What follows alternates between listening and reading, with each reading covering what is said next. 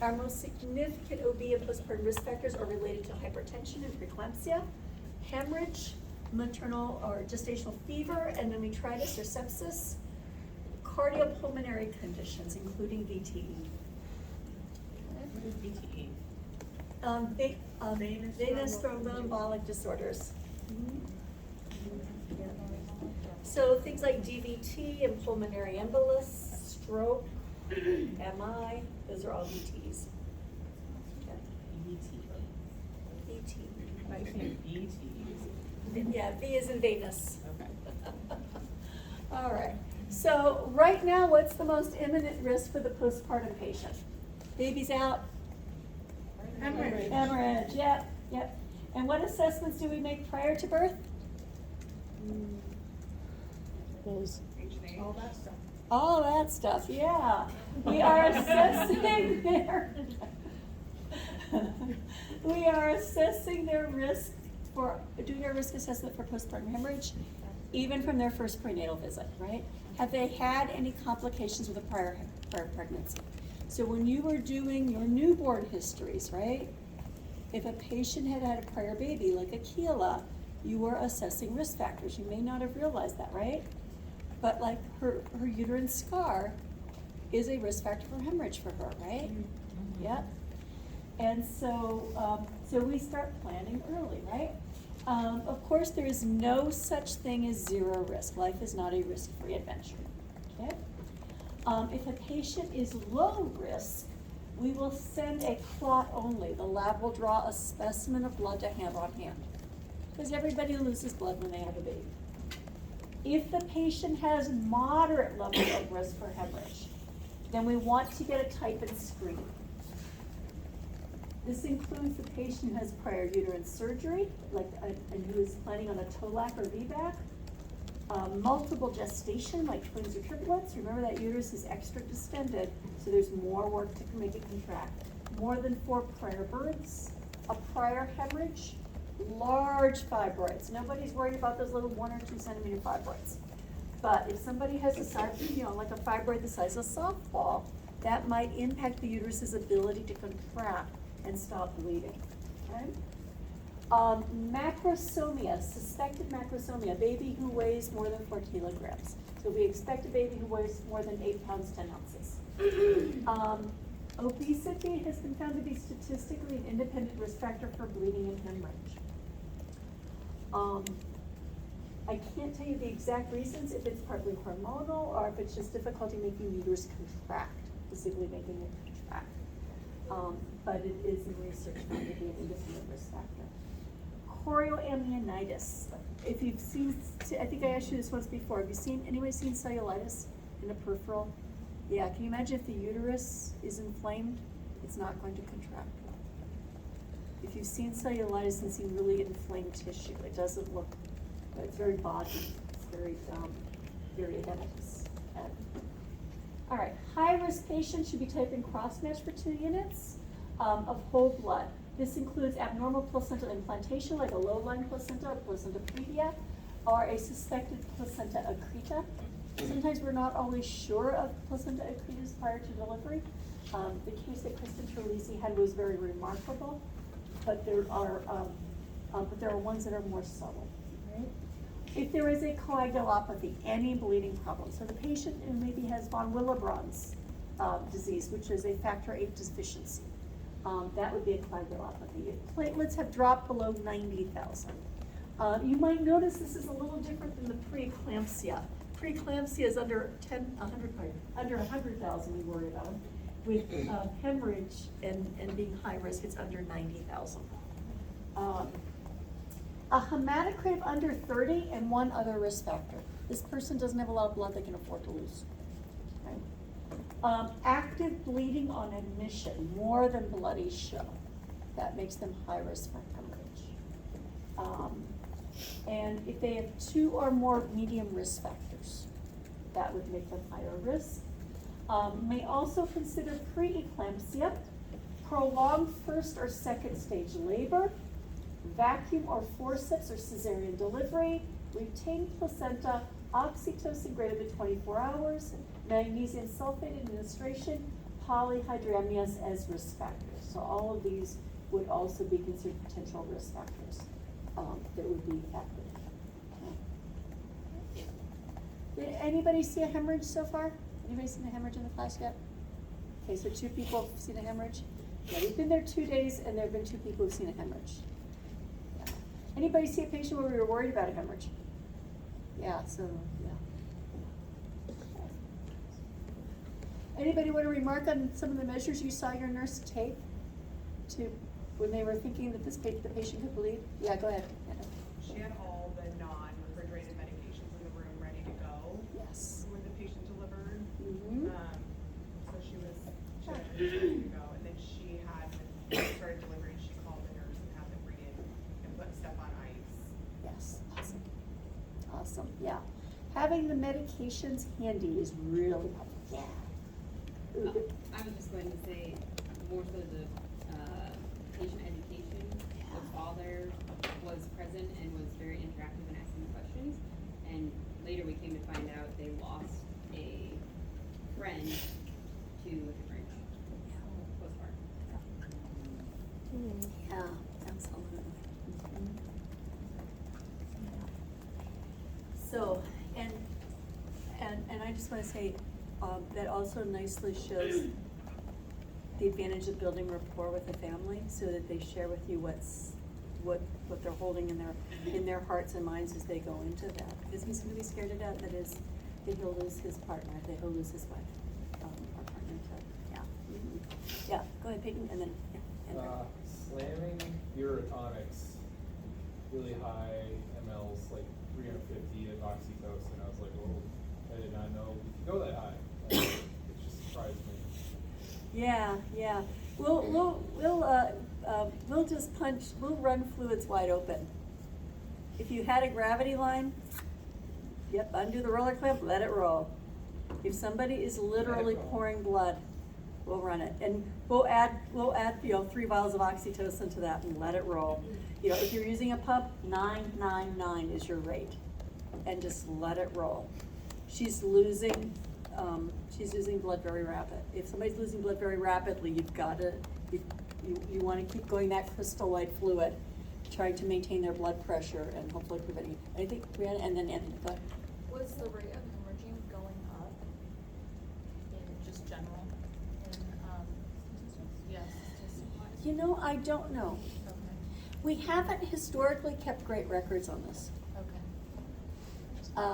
You know, it's only been a couple of years that Congress approved funds to look at this nationally. Okay. Otherwise, individual states collected data, but they didn't necessarily report it. So do we know if our hemorrhage trends are really going up or not? We know that deaths are going down in California. Oh, they're going, but in Not- here in Washington, though, they're going, wait, are they going up in Washington? You know, I'm waiting to see that data. Oh, okay. We linked up a few years ago, I think it's been about 6 years ago with California, Okay. and started putting in place many of their protocols actually. Oh, okay. So we are now linked up with the whole CMQCC thing. They were the first in the entire nation to do that though. Okay. They were the first in the entire nation to start putting together the data and saying, okay, why are our maternal mortality figures going up? They were the first to notice that this was becoming a problem. We weren't going in the right direction. Okay. And that this was a problem in their state and that they needed to do something. And so, so they were the earliest to do something. So I don't think we were really thought to have a problem till about 2015. It began to be recognized. Our lowest maternal mortality was like 2007, 2008. And we weren't bad then. This has been a recent change. And so, if you, I kids are, can't remember, what was the reason for the change though? Was it medical errors or just? We don't entirely know. Oh, okay. We do know we do too many C-sections, that's one thing, relative to our population, relative to the health and well-being of our population. But we don't entirely know. We do suspect it's because we're not following protocols. But the other thing is racial equity, Okay. is that not everyone gets the same care.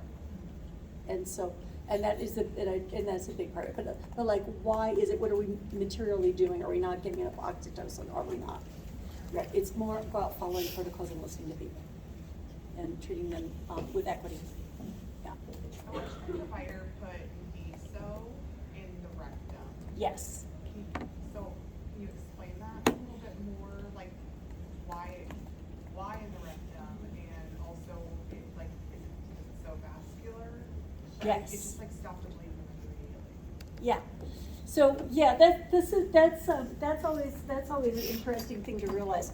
We are taking PO tablets of misoprostol and placing them in the rectum, and that is correct, usually 4 of them at a time. And, the reason we do that is because it has very quick absorption. It's near where the work needs to be done. It's not going to be washed out by a clot if we applied it vaginally. And we don't have to wait for PO. It is an evidence-based strategy.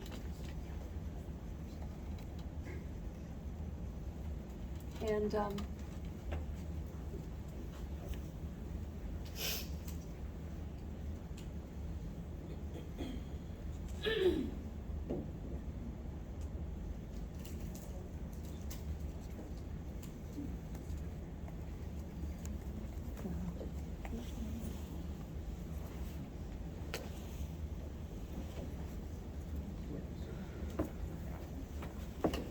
wanna close the door and Yeah.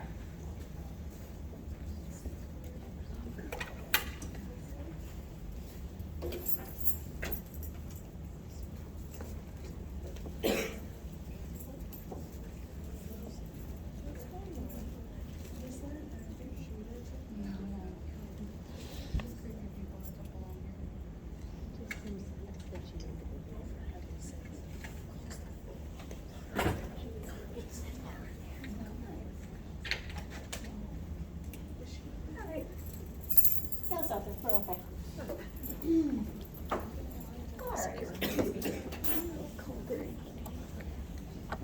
Yeah, all right, so PR misoprostol, that's where we were thinking, right? Okay. So PR misoprostol, so it absorbs well through the rectal mucosa. It's near the site where it needs to work. And we don't have to wait for an oral dose. In the drug guides, in your drug manual, it will only list PO cytotec. Okay? That's because the company that makes misoprostol does not want to pay the liability insurance costs of getting the obstetrical indication approved by the FDA. This is all about politics and money and business. This is an evidence-based strategy recognized by the World Health Organization and the American Congress of OBGYNs. So using misoprostol, this oral tablet that you're reading about in your drug guide, using it rectally is actually an evidence-based strategy. So I just want you to know that you won't get in trouble if you give rectal meso according to an order. It is evidence-based practice. Many of the drug guides, however, only use what's been published and submitted to the FDA. So when drug companies do research, pharmaceutical companies do research on pharmaceuticals, they will submit only certain information to the FDA related to specific diagnoses that drug can be used to treat. And then the FDA will approve it for those indications. However, can people use it? Can providers prescribe that drug for other things? Yes. Is that legal? Yes, but they have to be responsible for their practice.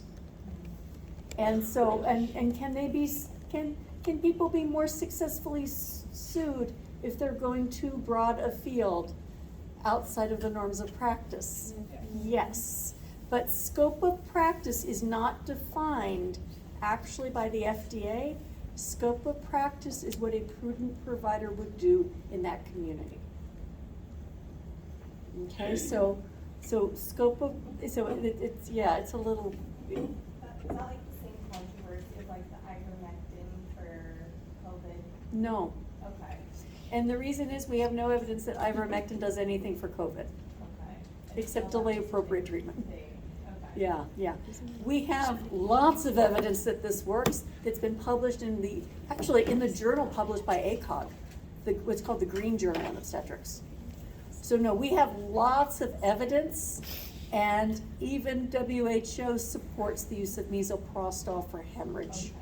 So ACOG, the American Congress of OBGYNs, the World Health Organization, the American College of Nurse Midwives, A1, we all recognize this as an effective therapy. So does California.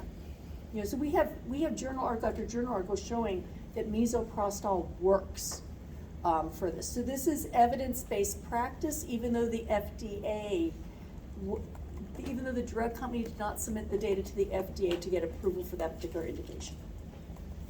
Okay, so yeah, it's yeah. So is that only for uterine hemorrhages, or like, can I do it for any hemorrhage? Like, let's say there's someone like cut their leg off and they're like bleeding a lot. Can you use it for No. just Yeah. uterine, or can you use it for everything? It's just for a uterine hemorrhage because it makes the uterus contract. That's how it works. Okay. Yeah. And it makes the uterus contract and it gives a more, it's a prostaglandin. So it makes the uterus contract and that's how it works to help stop bleeding. So it's meant to improve contractility. Okay? Yeah, of course. Have you ever seen epinephrine topically in hemorrhage cases like that? No, I haven't. No. You would think it might work for smooth muscle. Well, actually, it's smooth muscle relaxant. It would give the opposite. Yeah. As far as like Yeah. pain constriction. Yeah, but it probably would have the opposite effect because it relaxes smooth muscle. It opens airways.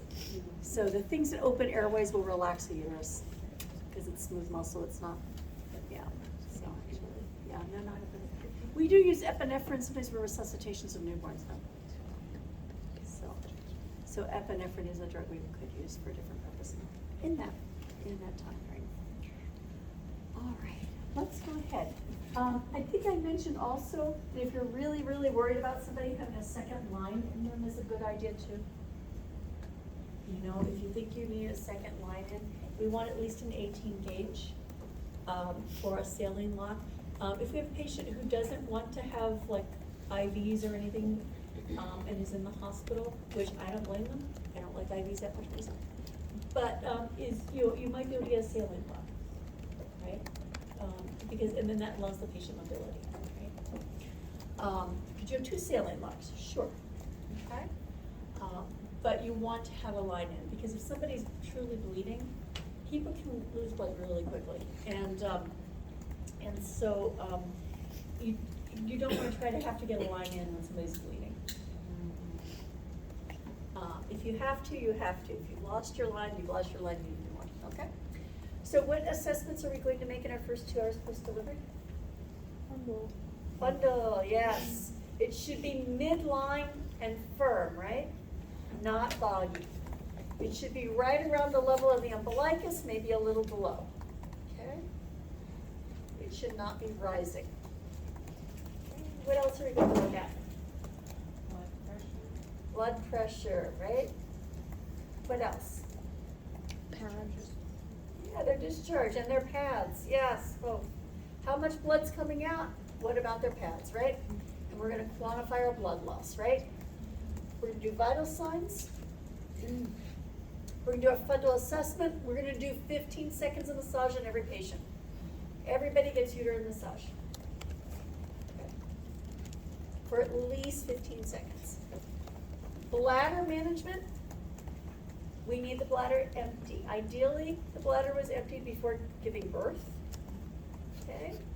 So ideally, the bladder was emptied prior to giving birth. We gotta continue to wanna make sure the bladder is empty. Remember that, that sometimes patients lose some bladder sensitivity in the early days after having given birth. Sometimes people have a lot of edema, they may not feel like they have to go when they really do. And so, so bladder management and helping the patient empty their bladder is an important thing. We usually get them up an hour and a half or 2 hours after delivery. If the patients have an epidural, we need the epidural to wear off. It's a 2-person assist out of bed using a sit to stand to get them to the bathroom and help them get cleaned up post-delivery and to help them see if they can empty their bladder. We're going to quantify blood loss at birth. We will have ongoing estimated blood loss. If the patient starts to get to having a heavy amount of bleeding, we'll start weighing it again. Otherwise, this is what a scant amount looks like, a light amount or a small amount. Moderate is about half a pad, this half is in the center, right? And then a heavy amount means they saturated pad within an hour. We also, clots smaller than a plum, if we're starting to see plum-sized clots or greater, that's a concern, right? Routinely, every patient should receive 10 units of Pitocin, either IV or IM. It can be given in the anterior thigh, it can be given in the deltoid. I have also seen it, I once worked at a hospital where they injected directly into the uterus with C-sections, with the C-section patients. They would have a sterile syringe of Pitocin and direct it directly into the uterus. And the first time I saw that, I'm like, well, it is an IM injection, I guess it's getting where it needs to go. You know? What do you know about that, right? Directly in the uterus. That's only for a C-section patient, right? Remember our trauma assessment of blood loss, and I think I shared this with everybody once before, right? If we're waiting for vital sign changes, we could be waiting too long, right? It could be waiting too long, right? You can lose 1,000 before you have orthostatic tachycardia. If you're not getting the patient up and moving them, you might not even notice that. You've lost 15 to 25% of your blood volume by the time you have resting tachycardia. By the time you have resting hypotension, you've lost at least a quarter to 40% of your blood volume. And yeah, so don't wait. All right, everybody has their modules in Canvas, but I think we're probably due for a quick break. Would you like to take a quick break now? Yeah. All right. 10-minute break now. There was somebody who was acting in an inappropriate way out in the hallway who was, I'll just use the phrase rude for right now. In any case, I was just checking with Gail because when I went back out, Gail was out there, but I didn't see the person, and Gail was apparently having a conversation. So I went to go see if I could find Gail. She had to run off though. She's out of the building now. She'll be back at 2:30. But I just want to let you know, this person seems to be gone, I think. Jessica. They're gone now. For what it's worth, I called security and he's gonna come by at 2 o'clock when we're out of class. Okay, So cool. if we see any suspicious characters, just tell them when we leave. But they're trying to get more report on it, so that way they know to patrol this building more frequently. And that's what I was going to recommend too, is those of you who had any sort of interaction, if you could write it down or give it to security, because they do need to know. You know, we are right off Broadway, we're not far from the highway. People occasionally do wander into the building. All right, deep breath. And back into bleeding. Which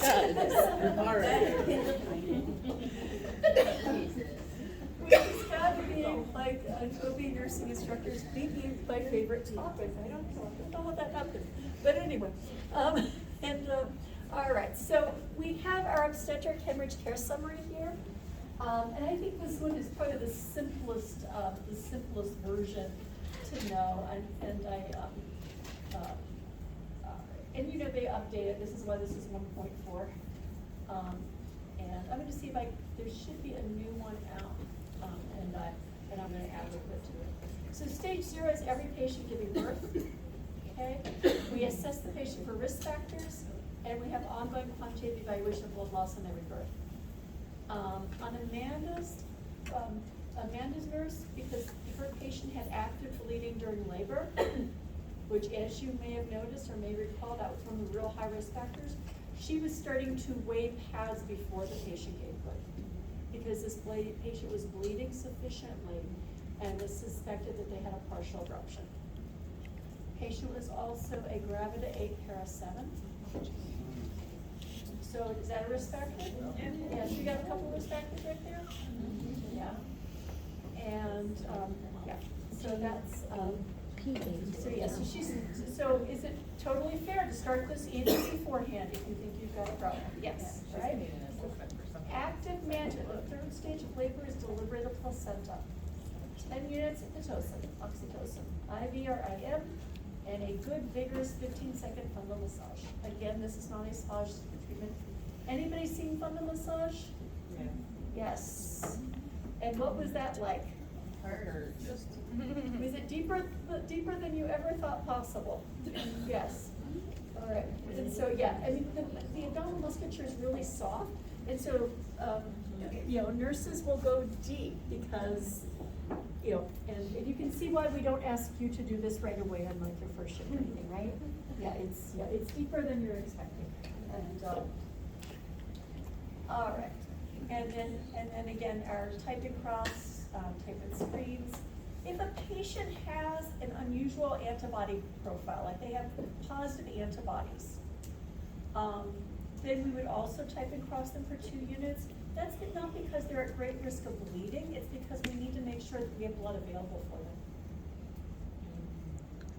And so it's about blood bank management. All right, stage 1, blood loss greater than 500, vaginal or more than 1,000 cesarean, or vital sign changes of greater than 15%, or a heart rate greater than or equal to 110, blood pressure less than or equal to 85/45. Remember that patients are normally a little low on blood pressure during pregnancy. So our margin of what's low is different too. O2 sats of under 95%, right? Activate our hemorrhage protocol. We're gonna notify, which involves notifying the charge nurse, anesthesia provider. At practice, it might be the charge nurse notifying anesthesia for us. It might be another nurse doing that. Vital signs in O2 sats, Q5, cumulative blood loss calculated every 5 to 15 minutes, weighing bloody materials. The provider will usually do a careful inspection with good exposure of vaginal walls, cervix, urinary cavity, and placenta. They may do something called a manual exploration too, if the patient is anesthetized, which is using sterile glove and gauze to wipe out the inside of the uterus. You may also see nurses doing things like expressing clots, which is supporting the uterus and really pushing down to have the clots express so that come out of the uterus. It is possible for clots to pile up inside the uterus and prevent contraction. So clots can get in the way of contractility too. And so that's why you'll see that happen sometimes. Is all of this kind of brutal?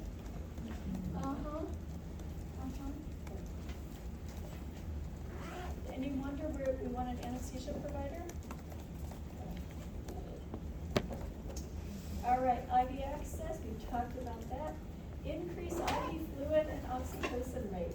And as I've said, that's 999, or open it up and let it water. Repeat frontal massage. At this point, you're thinking, you OB nurses, you are so careless with your IV fluid. But actual, in the event of a hemorrhage, you really need that. If somebody's really truly bleeding. My second delivery as a student nurse midwife, my patient hemorrhaged. She was a gestational diabetic who had a macrosome baby. And it was just me and my nursing instructor. We didn't have enough nursing staff. And the patient literally floored. And my instructor says, wrap the fundus. And I start to go like this, and she goes, no, like this. And she is like on it. And she goes, afterwards we debrief, Susie, did you see that? Uh-huh. Did you see how hard your, uh-huh. Yep, I sure did. Yep. So I was once a student too, and and she goes, Susie, that was a positive shoe sign. The patient's bleeding so aggressively that your shoes are filling with blood. Be assertive. Don't be afraid to do this.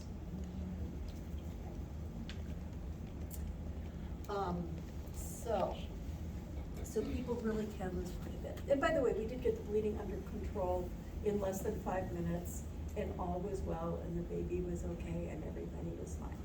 And yes, I cleaned up my shoes. I think I even rescued my shoes eventually. All right. So Methergin, 0.2 milligrams IM can be given if the patient is not hypertensive. So Methergin causes a sustained contraction of the uterus. It is an ergotrate medication. It can be repeated if it works. If it doesn't, we go on to another urotonic medication. Urotonic refers to a drug that makes the uterus contract. Because remember, it's contractility that's our main issue. Uterine atony is the leading cause of hemorrhage. It is not the only cause. Okay? Empty bladder, straight catheter placed Foley. And again, type in cross if not already previously done. We may also give tranexamic acid at this stage, TXA, tranexamic acid, which causes a release of clotting factors. Again, uterine atony is the main cause of hemorrhage. However, coagulopathies do play a role, and it's been found that if we give TXA, that it substantially reduces our morbidity and mortality due to hemorrhage. And that giving it early is a good thing. And so, and that's kind of an update to this, is giving TXA. TXA is the tranexamic acid. Okay. And I have it written down on the slide, so for those of you who need stuff. All right, if the patient is continuing to bleed, but the blood loss is under 1,500, the OB provider must be back to bedside if not already there. We might need a second OB, rapid response team, assigned roles. We're continuing vital signs of cumulative blood loss, every 5 to 10, weighing things, complete evaluation of anatomy. Typically speaking, by the way, it's not usually so much a garden variety episiotomy or first or second degree laceration that's going to cause this type of bleeding. It would have to be really a serious cervical laceration or a major, something called a sulcus tear through the vagina, hitting some vessels on the way. So your basic routine episiotomy or second degree laceration isn't going to give you more than about a couple hundred mils of blood loss. You're not going to have a major hemorrhage from a routine first or second degree perineal wound or a labial wound, right? We're not going to get that type of. It's more like a internal deep, especially the cervix. The cervix can really bleed, but it's not typically that. One of the things we're evaluating for when we're looking at the placenta is to make sure it's all there. There aren't any chunks missing. If a fragment of placenta or membrane is left inside, it can keep the uterus from contracting. Partly it's because the hormones that are present that are keeping it from contracting. Okay. We will send additional labs, including a DIC panel for disseminated intravascular coagulopathy. If this patient is on the postpartum unit, they must be moved to labor and delivery in the operating room. And we evaluate for special cases. This is the unusual. Uterine inversion is when the uterus is turned inside out, literally. Mm-hmm. What would be included in the DIC panel other than like a CPC? Like a PT, PTT, fibrin split products. Okay. Much more, yeah. Okay. Yeah. And so, and it may vary a little bit from institution to institution as well. Okay. Yeah. Yeah. Uterine inversion usually only happens if a provider rushes the third stage of labor. It means they tugged on the placenta so hard and the placenta wasn't separated that they actually turned the uterus inside out. Oh, wow. And that's very serious and a big risk of bleeding too. Okay? But it's not common. It's not common. I've only ever been around when this happened once in 30 years. And it was a doctor that none of us nurses liked, because he was always rushing things, and he was the one who got up to an 80% cesarean rate. And granted, and remember, cesareans, there are needful cesareans. It's just that 80% is inappropriate, right? And he was doing them for his own convenience, really. But uterine inversion, not okay. Amniotic fluid embolism is fairly rare, but this is amniotic fluid entering the systemic circulation of the patient. An amniotic fluid embolus is really rare too. So these are really rare things, okay? And yeah, I've been around long enough. I've been around for 2 of these, actually. All right, second level uterotonic medications. Hemabate is one, misoprostol is the other, 800,000 micrograms, and you can see that says PR, that is not a typo. We now know that's not a typo, right? That is per rectum. And you might wonder, why don't we use Hemabate instead of misoprostol? Hemabate costs $250 a dose, misoprostol costs 10 cents a tablet. We use misoprostol, it works just as well, and we don't bankrupt our patients in the process of saving their lives. IV access, at least an 18 gauge, bimanual massage. This is when a provider will take a sterile glove, they have a sterile glove on, and they reach into the vagina, they make a fist on the inside, and they compress the uterus from the inside. One hand inside, one side outside. Again, we need anesthesia. And Yeah, remember that the baby has been through there.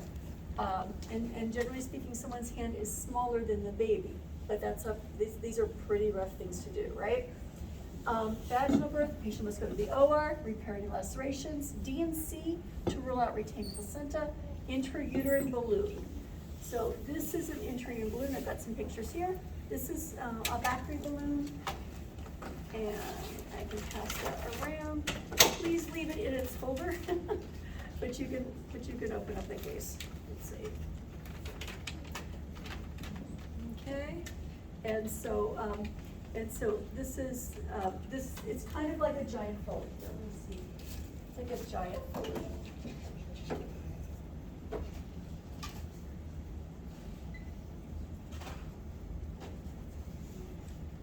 All right.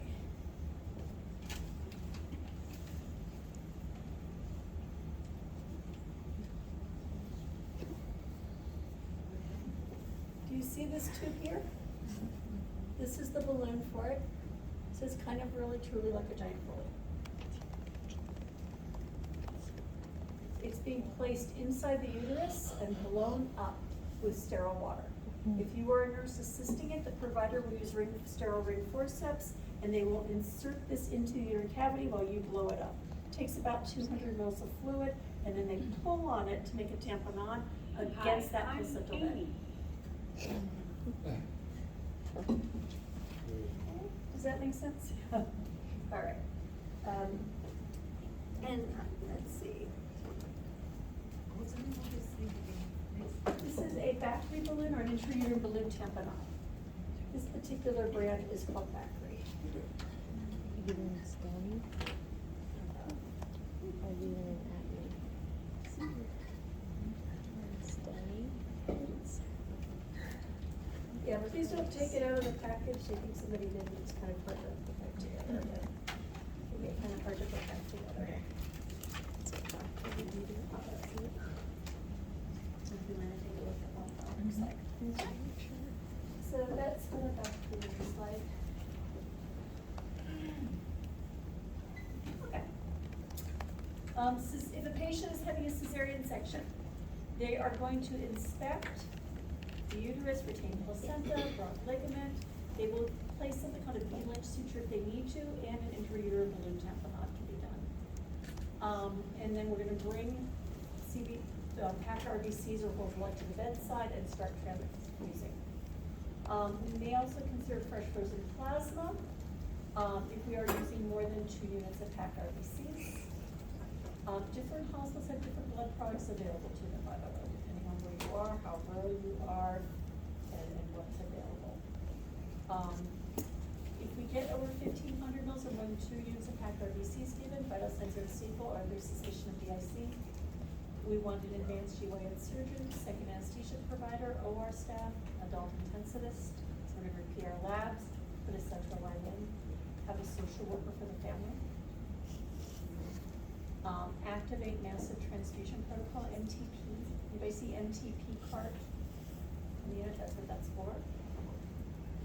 And this is either patient, cesarean or vaginal delivery, a laparotomy. The patient will be opened up, they will be under general anesthesia at this point. Replacement of B-Lynch suture, uterine artery ligation, tying off the uterine arteries, hysterectomy.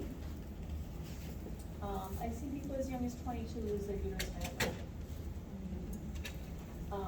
And then patient support such as fluid warmer, upper body warmer, SCDs, and we'll give 1-to-1 packed RBCs at FP, blood pressure plasma. And then may consider factor 7A administration.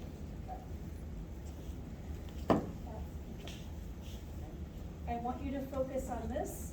Very few people are down here. Okay? Very few people. I want you to focus on stage 0, stage 1. I want you to know the meds, stage 2. I also want you to know the things that are in your slides. Like our common postpartum hemorrhage meds. I want you to know about Pitocin and Methergin, misoprostol, Hemabate, and tranexamic acid. Those are also in your med prep. So I just want to remind you to use your med prep too as you're preparing for your studies here. Okay?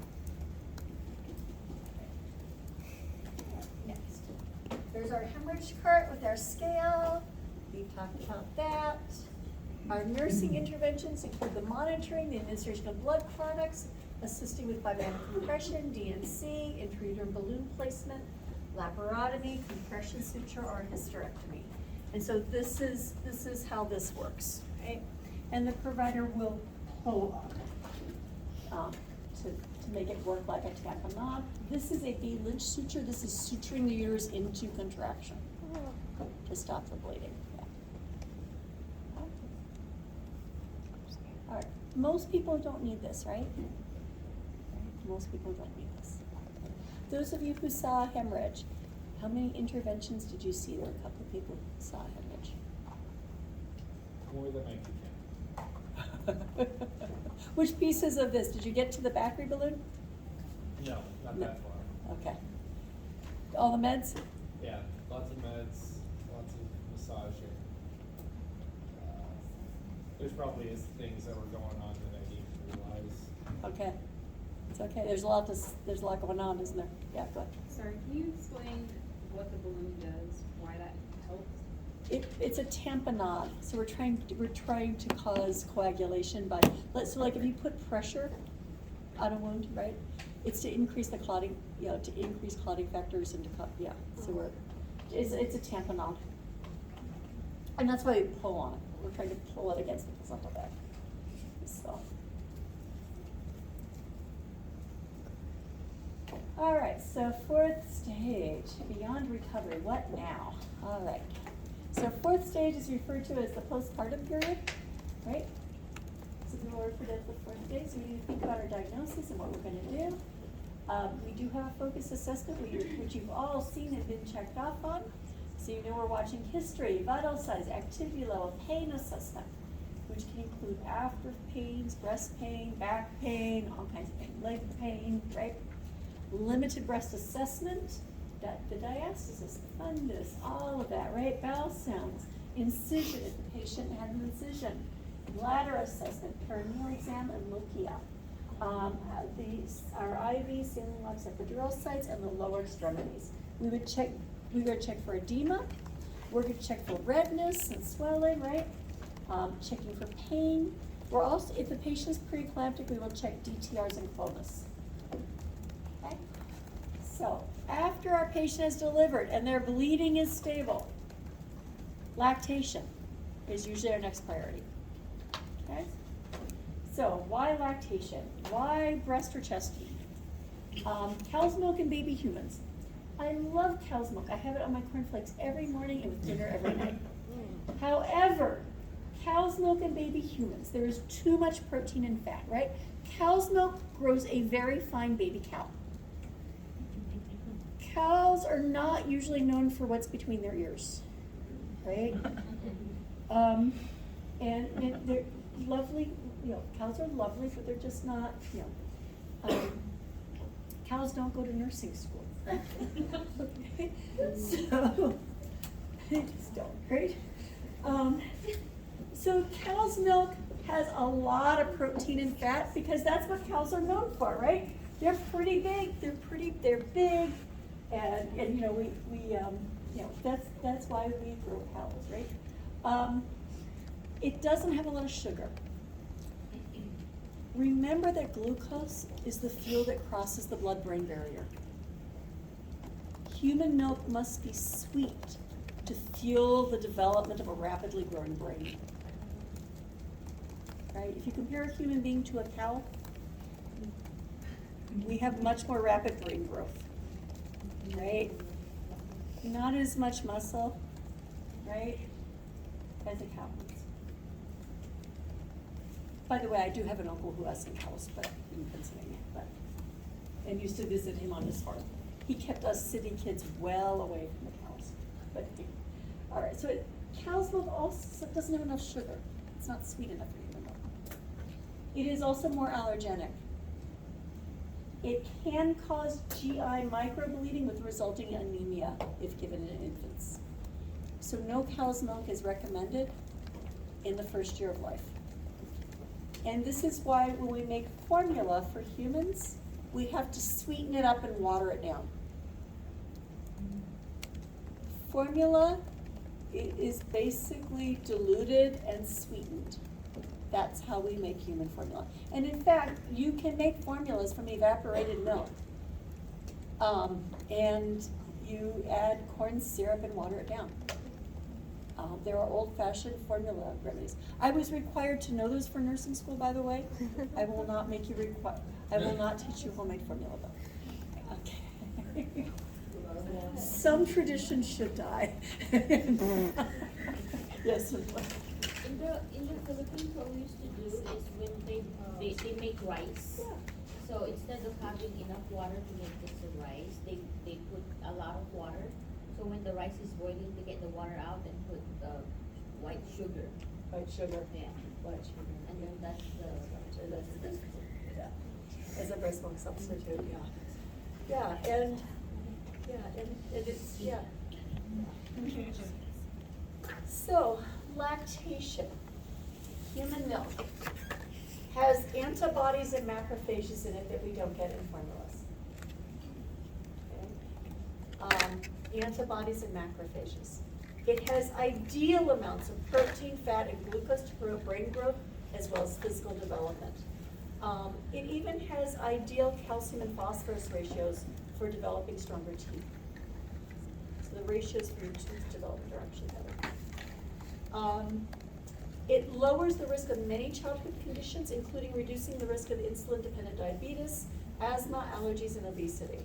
There's also been some evidence that it reduces the risk of cardiovascular disease in adulthood. If a baby breastfeeds, even for just 3 days, it cuts the risk of diarrheal diseases for the first 2 months. I mean, there are tremendous advantages to human milk. Tremendous advantages.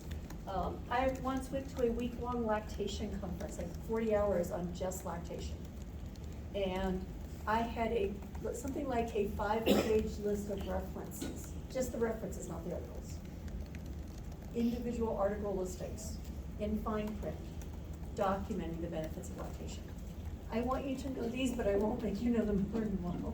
Yeah. But For the allergies, is it environmental or? it's exposure to foreign proteins that are not human, that are not appropriate yet for the baby. And so, yeah, so it's, yeah, you know, and it doesn't mean that people can't grow a fine baby on formula. My mother formula fed me and they let me teach in nursing school, right? But when I look at the evidence, I chose to breastfeed my kids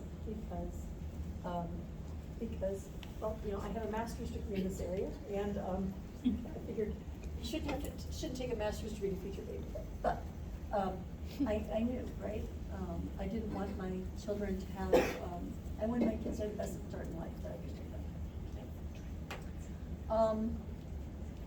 There are many, many benefits. Okay. So how do we help prevent problems with lactation? Anybody help somebody with breastfeeding? Yeah, anybody see somebody who's having trouble? Yeah. Oh, yeah. Is it as easy as the beautiful pictures? No. No, is it as easy as this? No, yeah. We all love these beautiful pictures, right? And we just go, aw. But but it's hard work to learn how to lactate, right? To get a baby latched and when you're tired and you've been through the mill and labor and all of that, right?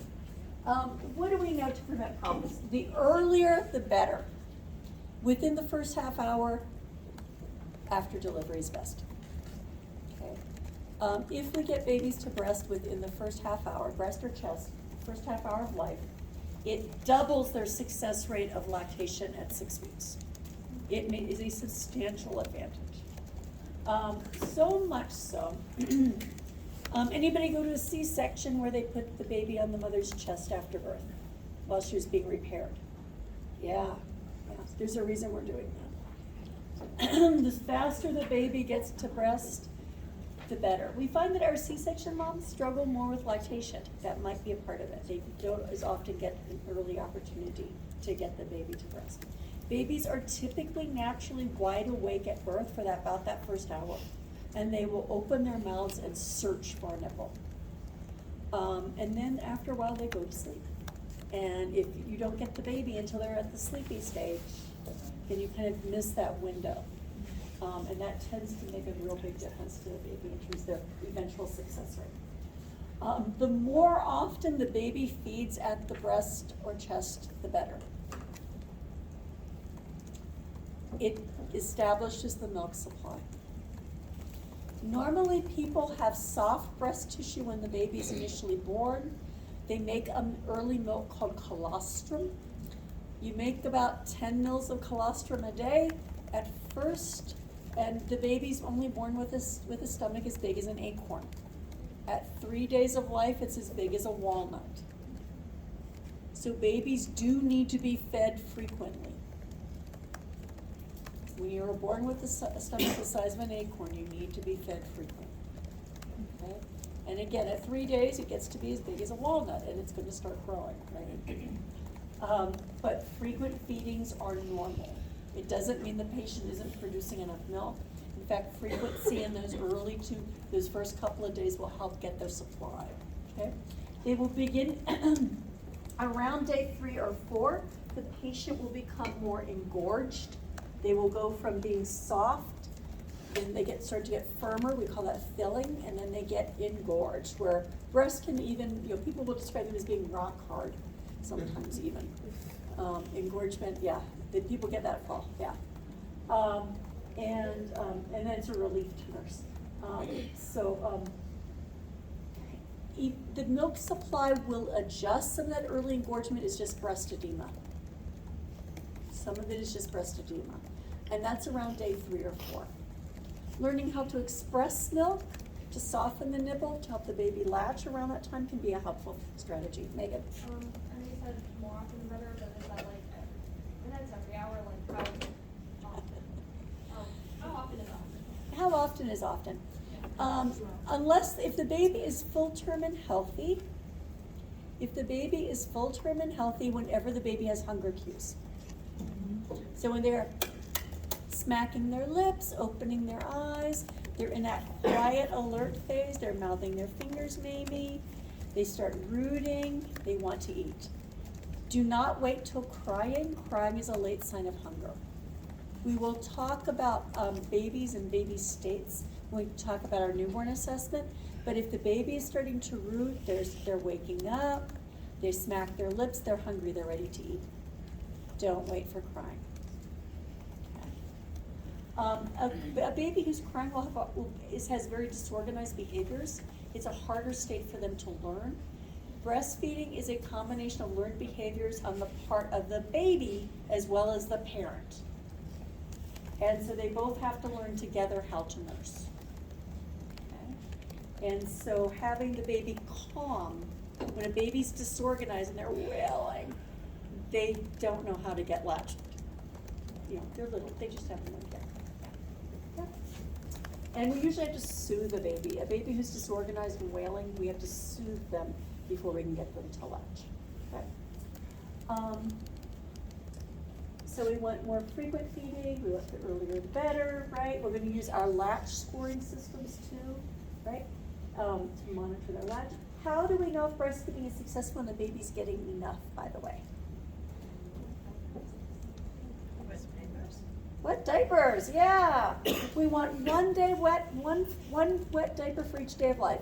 First 24 hours, 1 wet diaper. Second day, 2 wet diapers. 3 wet diapers on the 3rd day, 4 on the 4th day.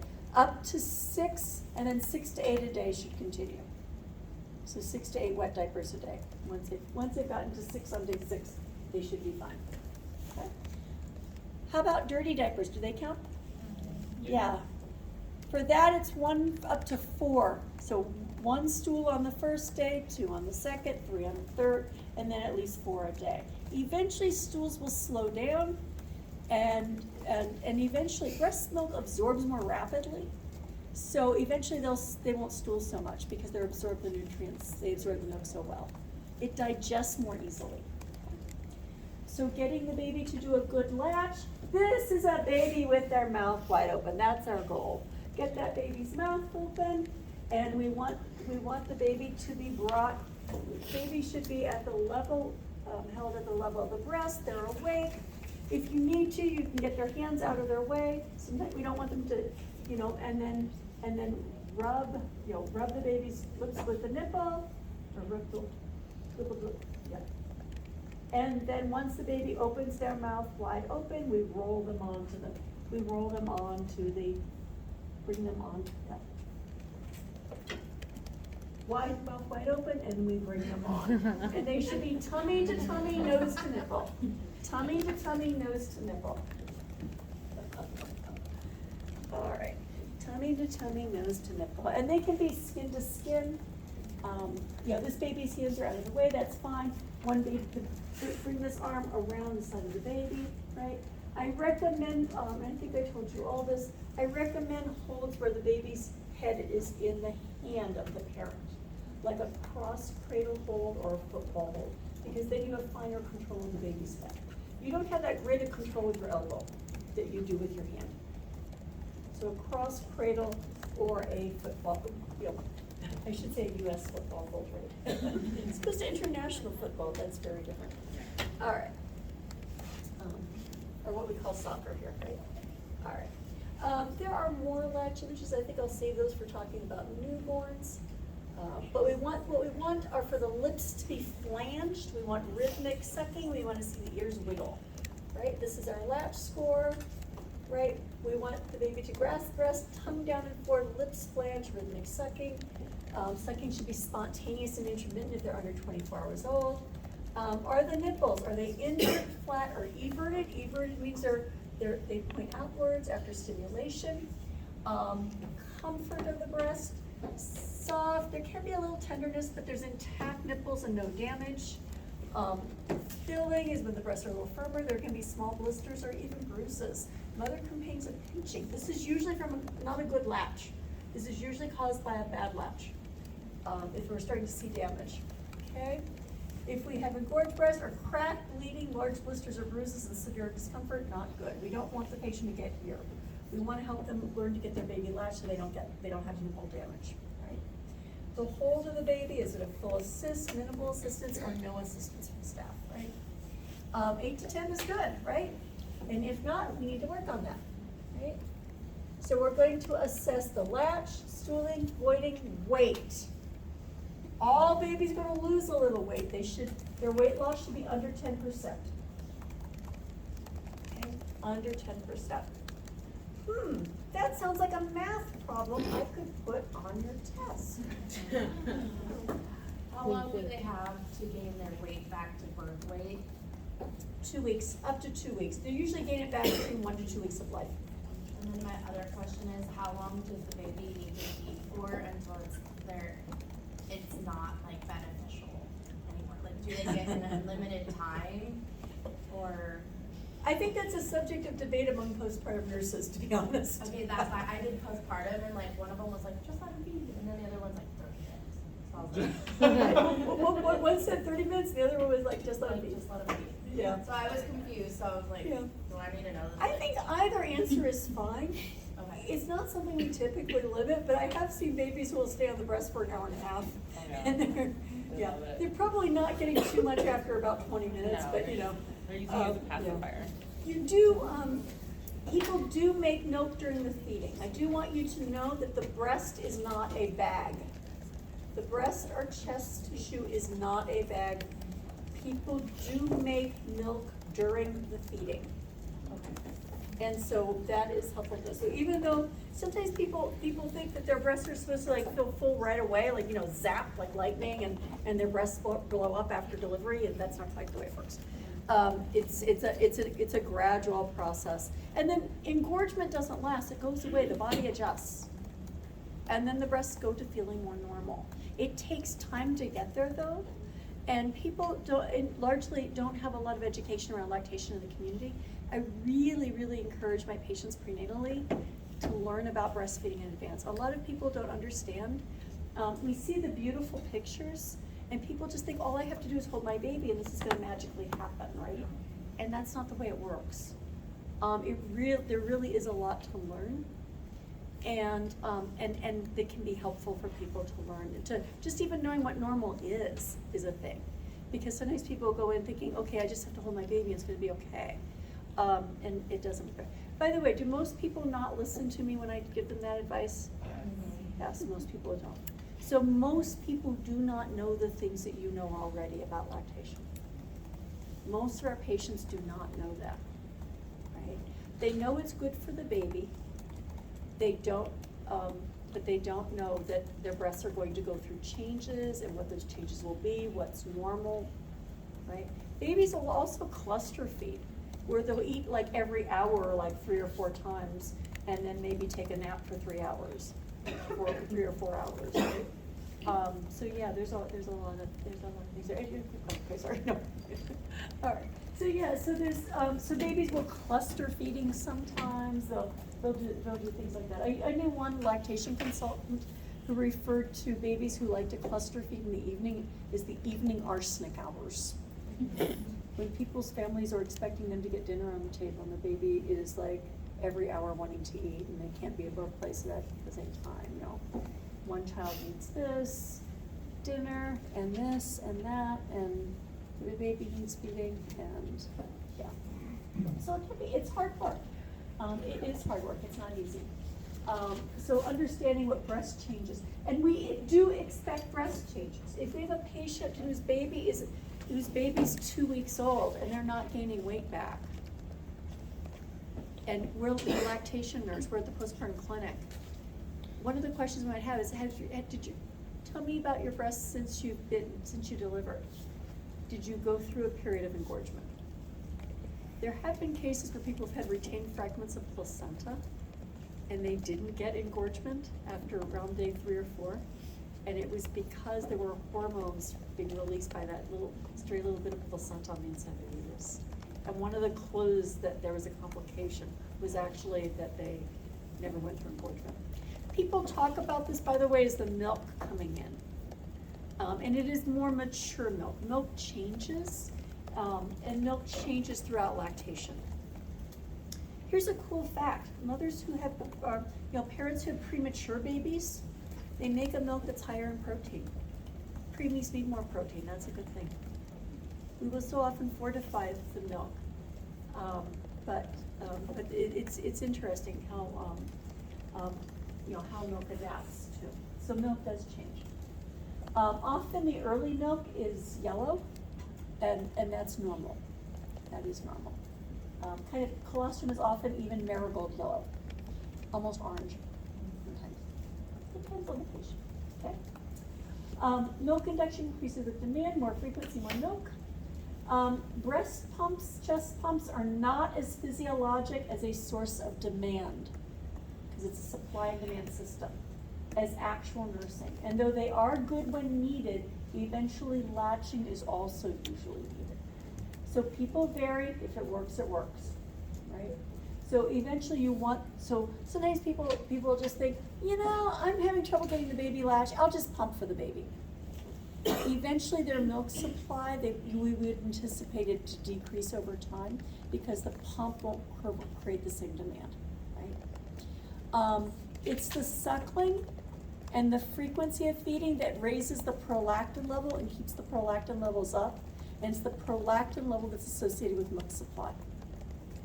Oxytocin is the hormone for contractions, you know that.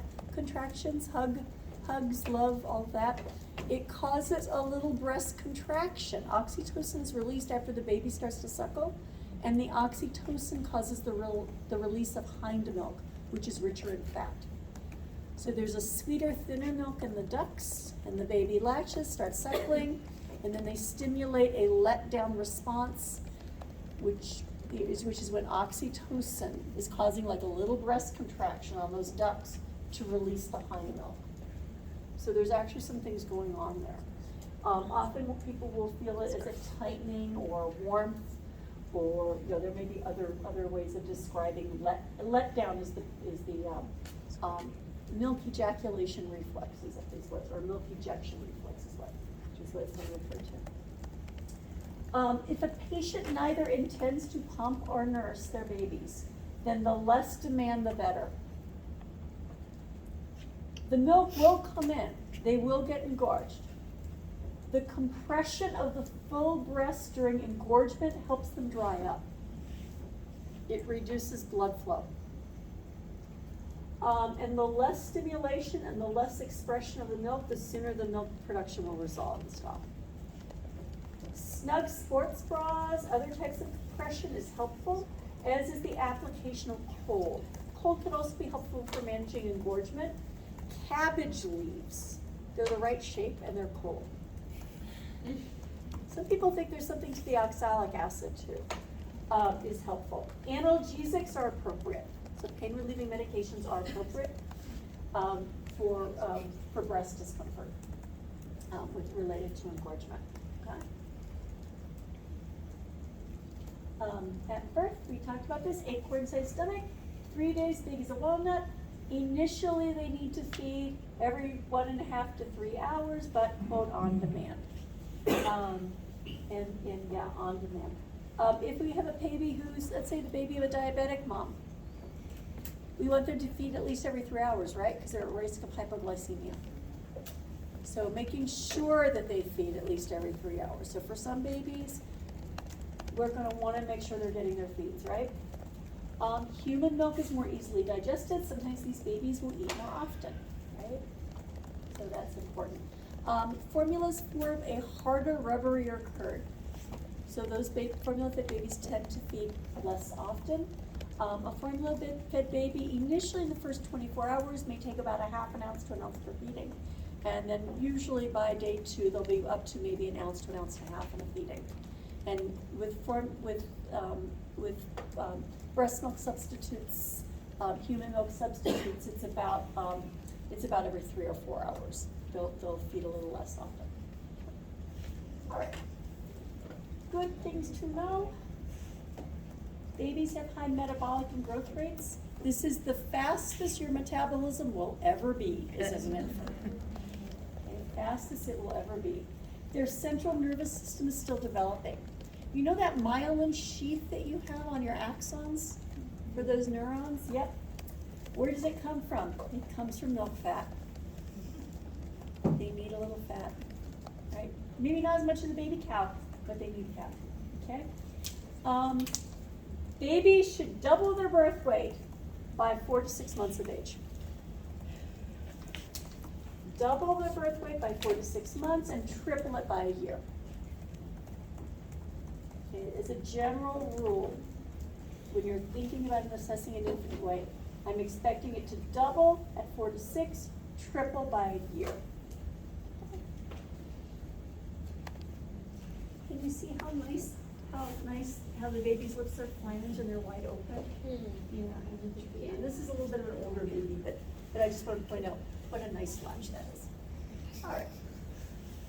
Okay, let's see. Hold on. Back up. One more. There you go. All right. Cool. All right. Breast or chest milk, human milk is recommended because of its numerous benefits. It's recommended to be exclusive through the first 6 months with supplemental foods from 6 to 12 months. No cow's milk from 1 year of age. These are general concepts. The American Academy of Pediatrics recommends that people breastfeed their babies or chest feed their babies for the first year of life, and then as long after that is mutually agreeable by the baby and their parent, and their lactating parent. WHO recommends that nations strive for an average of 2 years of breastfeeding or chest feeding. Very few babies in a country make it to 2 years. We don't commonly live in a society that supports that.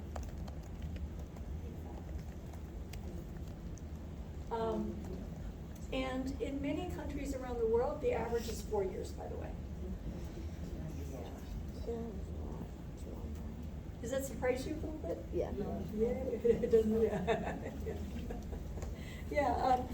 This in our society is not thought to be a very lactation-friendly place. Our society in the U.S. is not very supportive of lactation, and so So just to have you understand the international comparisons and what international what people, understand to be beneficial. Part of it, by the way, is related to the fact that children have an immature immune system. They are getting so many antibodies. Even in the US, it's been calculated that we probably have about 600 excess infant deaths in the first year of life that would have been prevented by human milk.